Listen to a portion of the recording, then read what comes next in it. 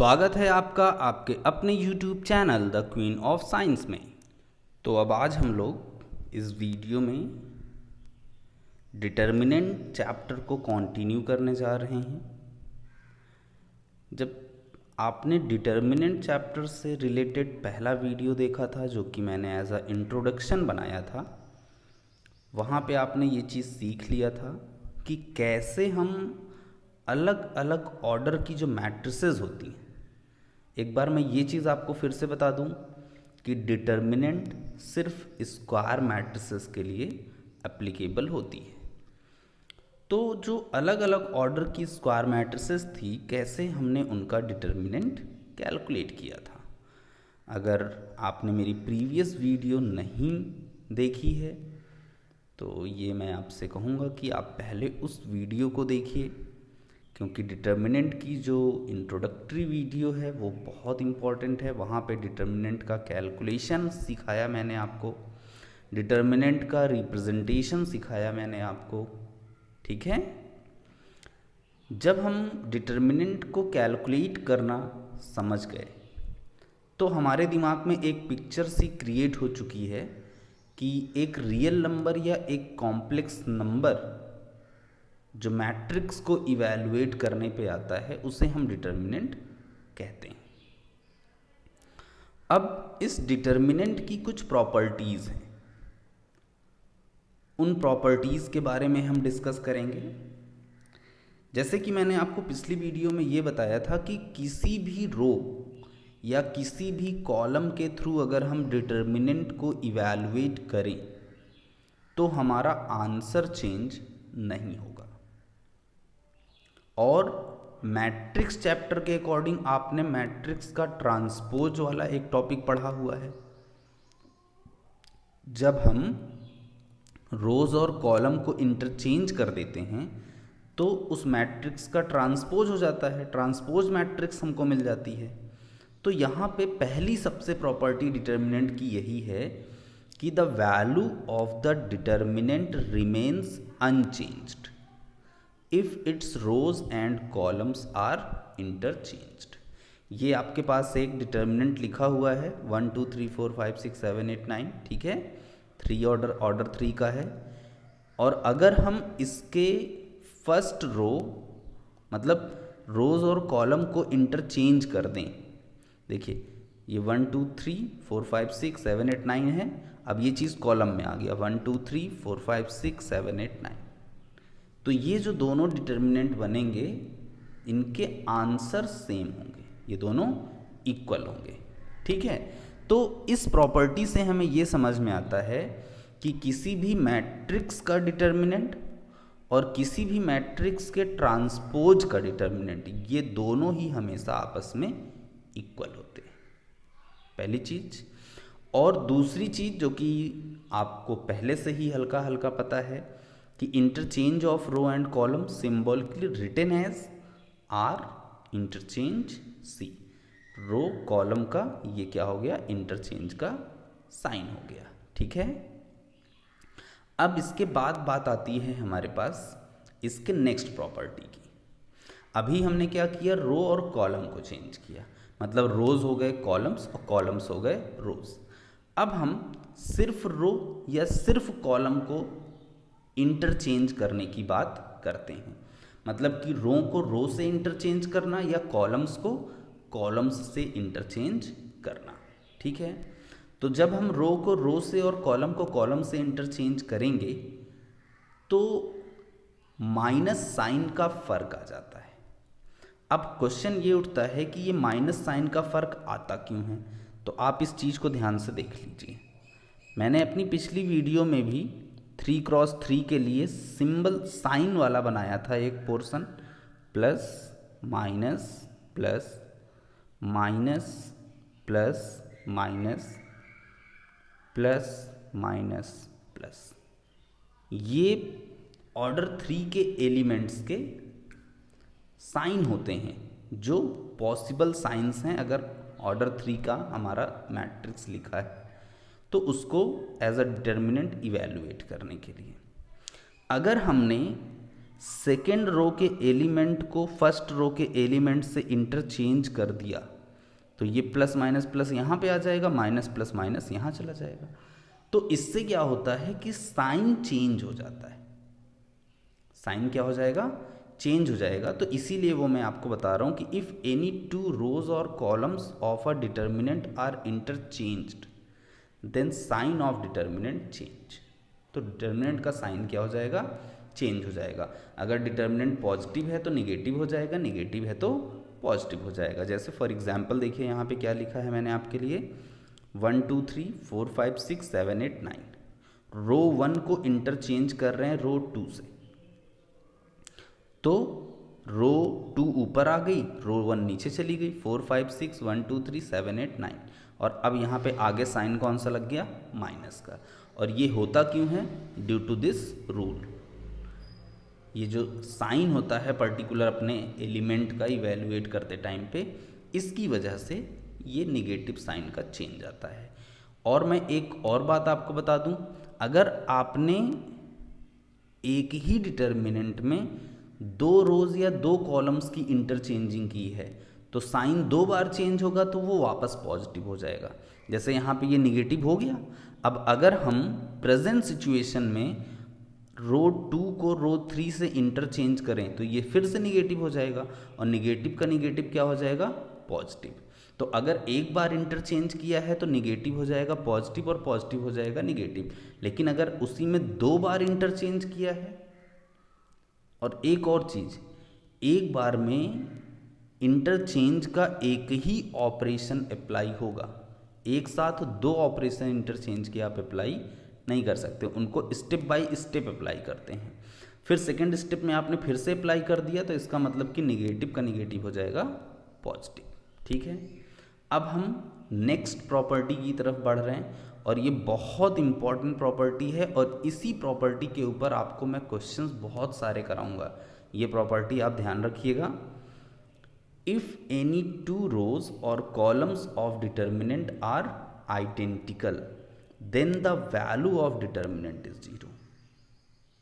बहुत अच्छे समझ में आ गया होगा कि डिटर्मिनेंट में अगर किसी भी रो या कॉलम के एलिमेंट्स, किसी भी 2 रो या 2 कॉलम के एलिमेंट्स आइडेंटिकल मिल जाएं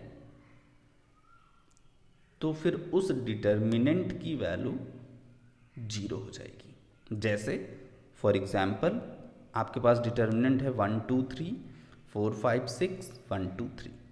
यहाँ पे रो 1 एंड रो 3 में एलिमेंट है 1 2 3 1 2 3, तो ये आइडेंटिकल हो गया, रो 1 रो 2 के आइडेंटिकल हो गया। तो जब ये दोनों आइडेंटिकल हो गए तो दैट्स वाई इसकी वैल्यू हमारी क्या हो जाएगी, 0 हो जाएगी। बहुत अच्छे से आप इसको दिमाग में रखिए क्योंकि इसका हमें काफ़ी यूज करना पड़ेगा। नेक्स्ट प्रॉपर्टी की तरफ हम लोग मूव कर रहे हैं। नेक्स्ट प्रॉपर्टी अब आप देखिए, नेक्स्ट प्रॉपर्टी में ये बताना चाहते हैं हम आपको कि अगर हम डिटर्मिनेंट में किसी भी पर्टिकुलर रो या किसी भी पर्टिकुलर कॉलम में चाहें तो किसी कांस्टेंट से मल्टीप्लाई कर सकते हैं, लेकिन अगर किसी कांस्टेंट से हम किसी पर्टिकुलर कॉलम या किसी पर्टिकुलर रो में मल्टीप्लाई करेंगे तो डिटर्मिनेंट भी उतने टाइम्स अपनी वैल्यू को चेंज कर लेगा। जैसे मान लीजिए कि आपके सामने फिलहाल मैंने एज ए एग्जाम्पल यहाँ पे लिखा है, ये डिटर्मिनेंट है 1 2 3 4 5 6 7 8 9, ये इसके तीनों रो के एलिमेंट्स हैं।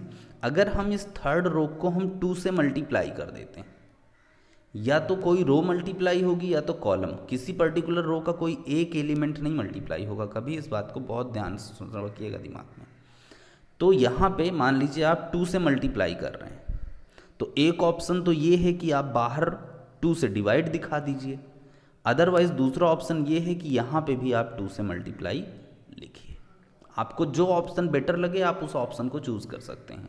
अगर आप किसी पर्टिकुलर रो में, हमने मान लीजिए सेकेंड रो में 7 से हमें मल्टीप्लाई करना है किसी भी रीजन बस, तो आप बाहर 7 से क्या कर दीजिए, डिवाइड दिखा दीजिए। मतलब कि आपकी मैट्रिक्स उतने टाइम्स हो जाएगी। समझ में आ गई ये चीज़।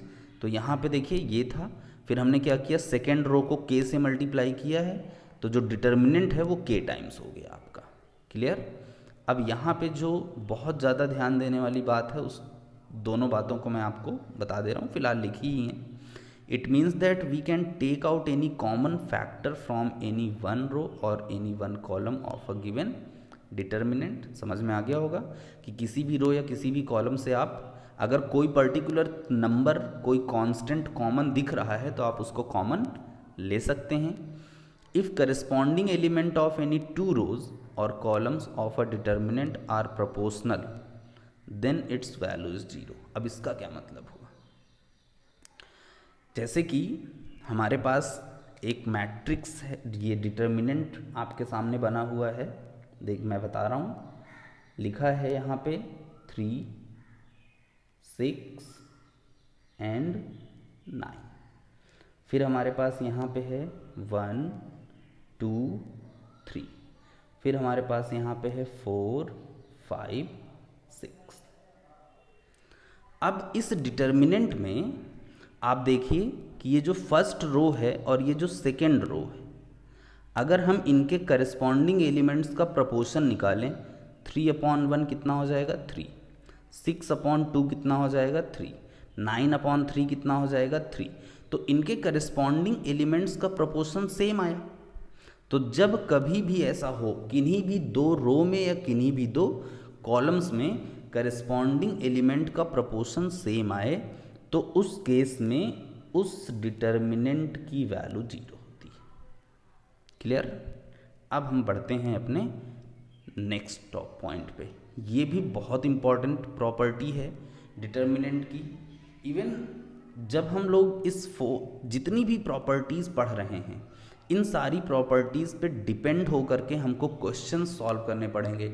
मतलब बहुत सारे ऐसे डिटर्मिनेंट्स आपको देखने को मिलेंगे जहाँ पे कि डायरेक्ट उसको इवैल्यूएट करना काफ़ी लेंदी कैलकुलेशन की तरफ आपको बढ़ा देगा।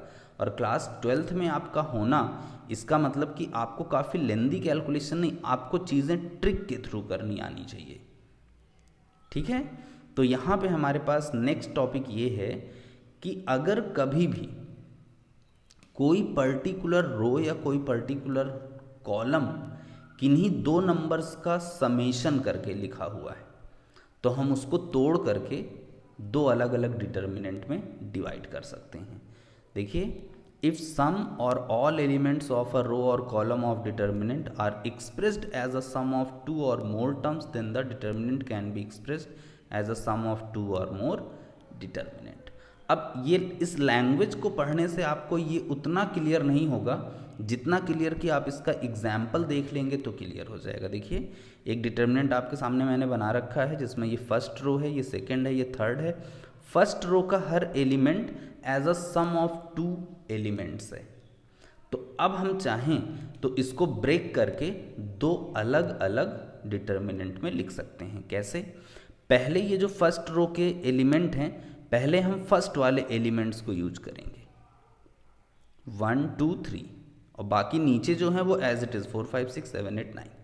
फिर प्लस अब फर्स्ट वाली रो के सेकेंड एलिमेंट्स को यूज करेंगे ए बी सी यूज किया, और उसके नीचे एज इट इज़ 4, 5, 6, 7, 8, 9। तो ये हमारा पर्टिकुलर जो डिटर्मिनेंट था, ये ब्रेक होकर के दो डिटर्मिनेंट्स के सम में कन्वर्ट हो गया, क्योंकि इसकी फर्स्ट रो में हर element sum of the two elements था।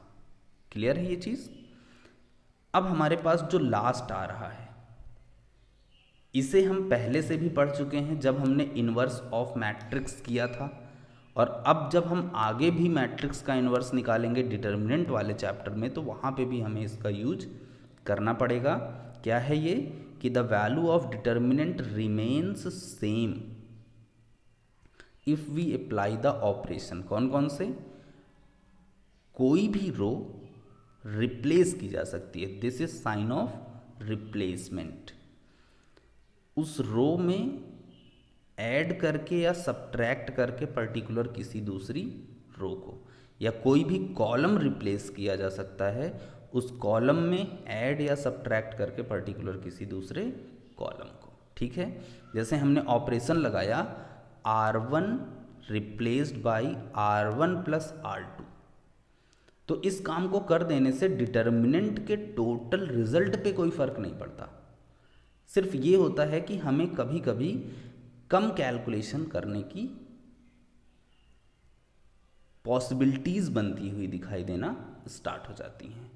ठीक है, अब इसके लिए जो इम्पोर्टेंट चीज़ यहाँ पे लिखी है वो ये है कि if more than one operation like this is done in one step, तो आपको ध्यान किस चीज़ का देना है।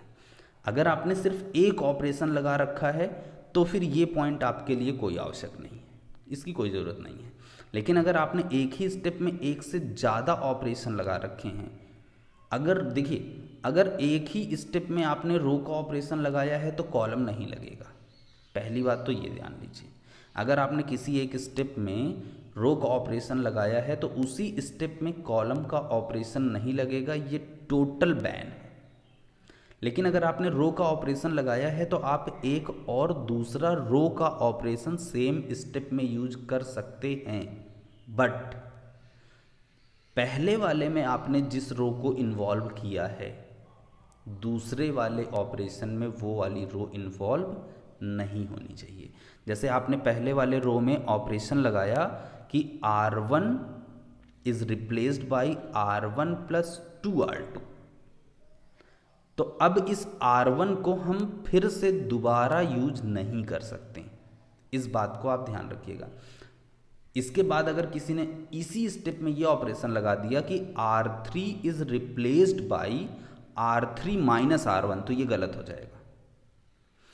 R1 पे क्योंकि पहले हम ऑपरेशन लगा चुके हैं इस स्टेप में, इसलिए अब हम R1 को सेम स्टेप में यूज नहीं कर सकते। या तो आप इस स्टेप में R1 को हो जाने दीजिए, फिर आप जब नेक्स्ट स्टेप में पहुंचिए तब आप R1 को यूज करिए, क्योंकि हमें नया R1 मिलने वाला है।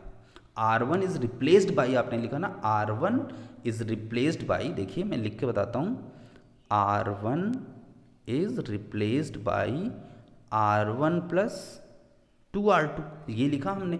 तो क्योंकि हमारा R1 रिप्लेस होकर के R1 प्लस 2R2 होने वाला है, तो ये एक नया R1 मिलने वाला है हमको, तो हम फिर इसी स्टेप में R1 को यूज नहीं कर सकते।